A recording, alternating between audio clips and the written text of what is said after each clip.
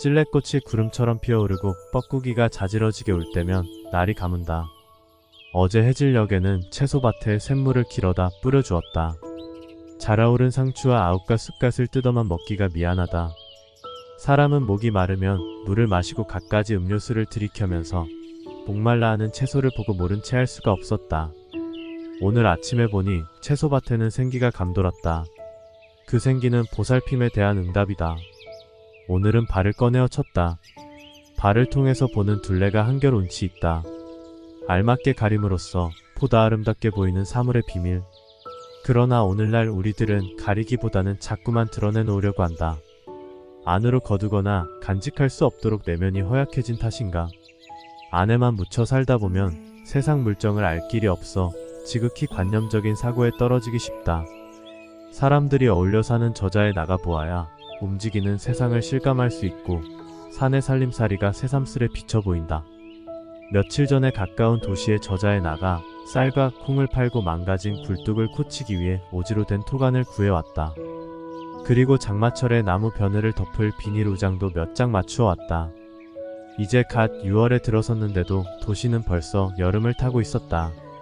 팔을 온통 드러내고 종아리를 걷어붙이고 가슴을 열고 속살까지도 훤히 내비치는 그런 옷을 조금도 스스럼 없이 걸치고 나다닌다. 어린애들이라면 산뜻하고 귀엽기라도 하지만 성인들의 경우는 아무래도 끈적거리고 추해 보인다. 현대가 허세와 과시와 노출의 시대인 줄 모르는 바 아니지만 집안이 아닌 거리에서 드러낸 지나친 노출은 속된 인품과 무례함을 넘어다보게 한다. 우리 몸의 짐승처럼 털이 돋지 않은 것은 옷으로서 알맞게 가리라는 뜻이 아닐까? 가릴 것과 드러낼 것을 분별할 줄 알아야 우리는 사람이 될 수 있다. 시외 버스 터미널에는 그 시끄러움과 혼잡 속에서도 의연히 앉아 마치 예배라도 보는 듯한 엄숙한 모습으로 텔레비전 화면에 넋을 팔고 있는 사람들이 있다. 이런 현상은 터미널만이 아니다. 가게에 물건을 사러 가도 거의가 그 바보상자 앞에서 부동자세이고 차를 타도 운동 경기를 중계하거나 저질 영화를 틀어대고 있다. 어쩌다 우리는 이 지경이 되었는지 한심스럽기만 하다. 전문 학자들의 말에 따르면 텔레비전 시청은 사람의 뇌를 무기력하게 만든다고 한다. 인간의 뇌파에는 주의를 집중하거나 책을 읽거나 적극적인 활동을 할 때 나타나는 베타파와 뇌의 활동이 저하될 때 나타나는 알파파가 있다는 것. 이 가운데서 알파파는 수동적인 무반응의 멍청한 상태를 가리킨다. 임상 실험에 의하면 시청자가 텔레비전 스위치를 켠 후 20분쯤 지나면 거의 모든 사람의 뇌파가 알파파의 멍청한 상태를 나타내게 된다는 것이다. 그렇기 때문에 텔레비전교의 신자가 되면 자신의 판단력을 잃고 방송국에서 보내는 내용에 그대로 빠져들 수밖에 없다. 그러니 교활한 정치인들이 우민정책을 쓰는 데는 더없이 고맙고 편리한 연장이겠지만 인간답게 살려고 하는 사람들에게는 아주 무서운 덫이 아닐 수 없다. 철학자 마르쿠제 같은 사람은 우리가 살고 있는 이 시대를 풍요로운 감옥에 비유하고 있다. 감옥 속에 냉장고와 세탁기가 갖추어져 있고 텔레비전 수상기와 오디오가 놓여 있다. 그 속에 살고 있는 우리는 우리들 자신이 그런 감옥에 갇혀 있다는 사실조차 까맣게 모르고 있다는 것이다. 그럼 우리는 어떻게 해야 이런 감옥에서 놓여날 수 있을까?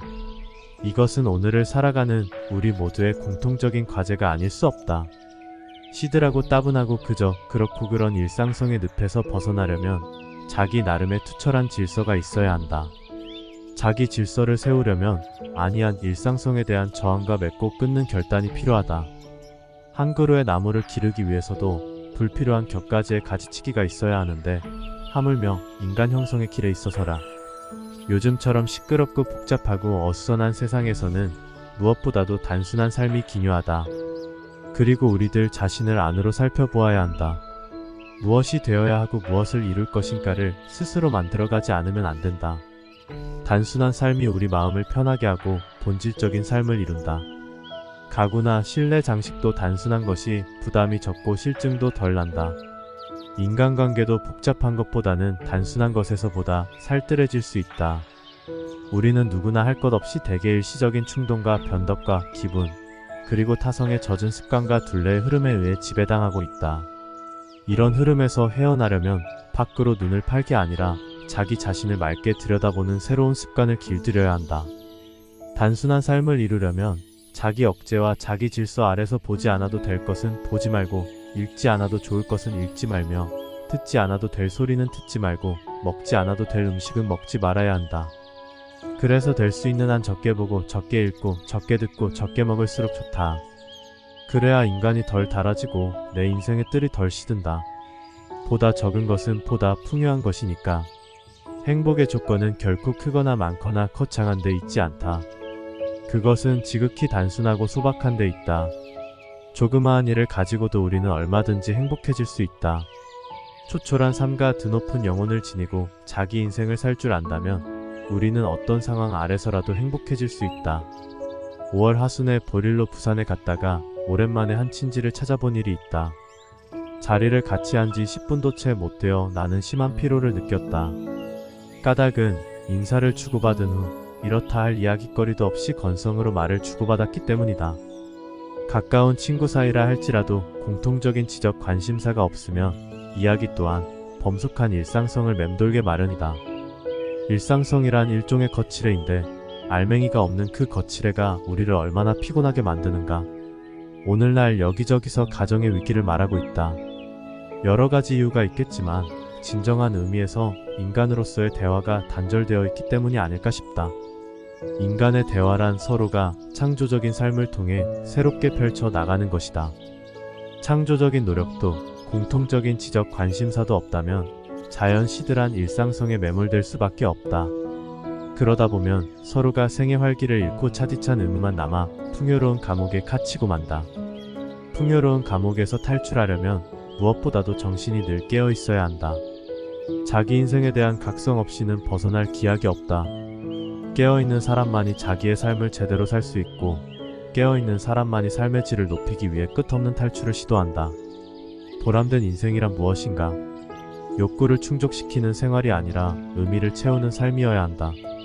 의미를 채우지 않으면 삶은 빈 껍질이다.